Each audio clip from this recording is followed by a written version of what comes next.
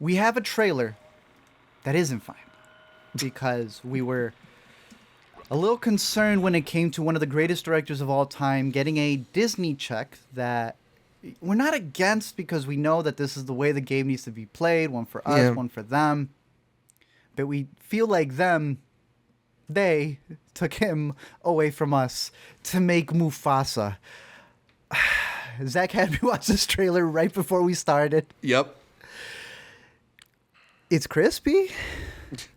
Yeah, I guess. I can't say that it looks quite as impressive as the first one felt.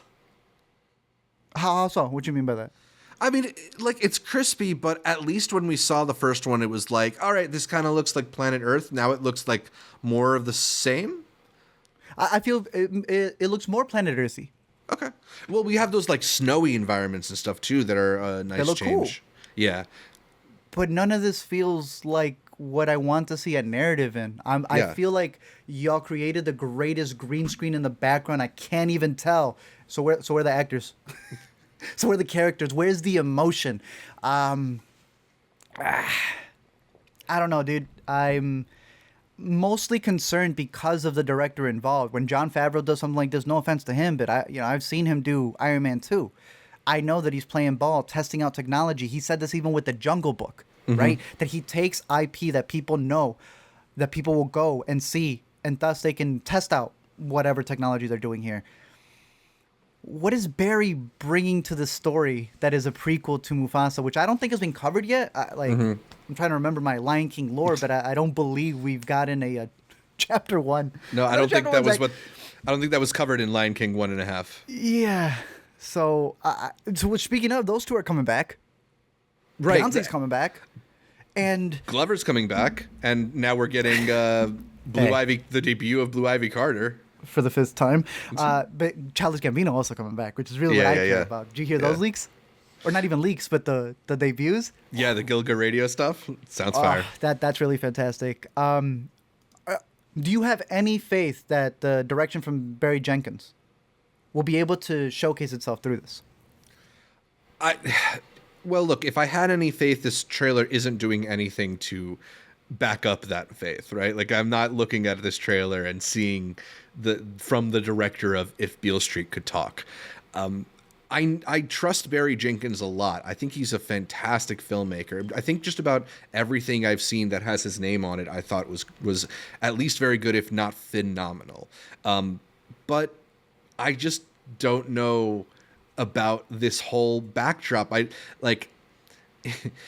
want him to be painting on an eel with a nice palette of colors. I feel like this is like giving him chalk drawings to do on a sidewalk or something, right? Like, I don't know how much he can do in this realm. I'm going to bring up Merrily We Rolled Along again because I thought there was an interesting point in one of the, or a resonant point in one of the songs, because one of the storylines of this is about these creative partners who end up spending less time making stuff together because one gets more involved in the money side of things. And during that song I was talking about earlier, Franklin Shepherd Inc., Daniel Radcliffe's character says he's very good at making money, but there are people who do it better. He's also very good at making music, and no one does it better. And that's how I feel watching directors like Barry Jenkins walk into the world of big IP filmmaking. It's like, I'm sure you're good at making money in this way, but there's no one better at making Barry Jenkins movies. And I wonder if you can make a Barry Jenkins movie in the world of The Lion King. Yeah, because even I was going to ask you don't think he might, like, Barbie it, be able to enter this big IP world? But even in Barbie, they wrote it. Right. Here, somebody else did, and it's coming from the person who did the last one. So you already know, I feel like, what you're going to get, sadly. How much stamp is he really going to put on these movies?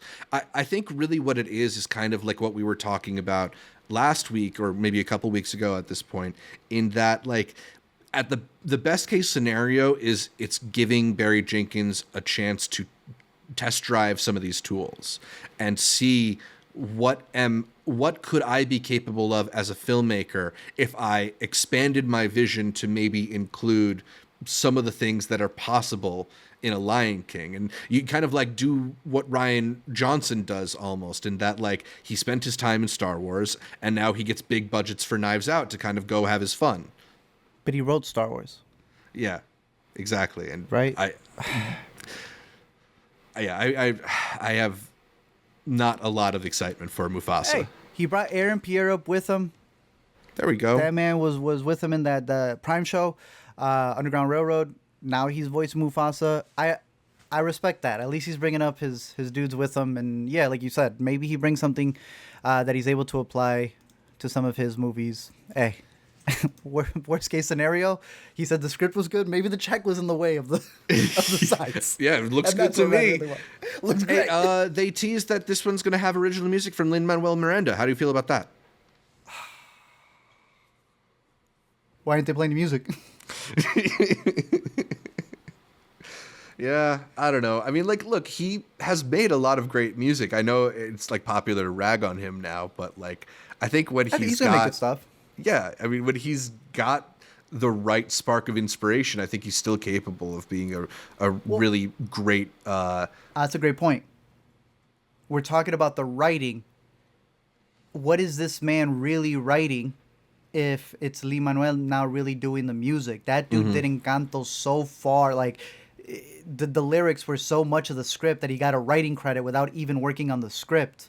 When he did Little Mermaid, who cares? That all people were doing was judging what was already known. When the Lion King, the last one, came out, people were just judging and basing it off of the animated film. So if this has no reference point and it's all original music, I don't know, maybe there could be something special there, I guess. Because now we won't have something to judge it to, and they're actually will be doing something from scratch. We'll be able to fall in love with these songs, maybe, the same way we were able to with the originals. I'm just trying to be hopeful. I don't know, bro. Yeah. When does it come out? Ooh, that's a great question. I want to say it's like a Christmas release or something like that. Oh, damn. Yeah, December 20th is the expected date. So, Mufasa, The Lion King, Zach's giving it a stream it. We'll see how it goes. Yeah.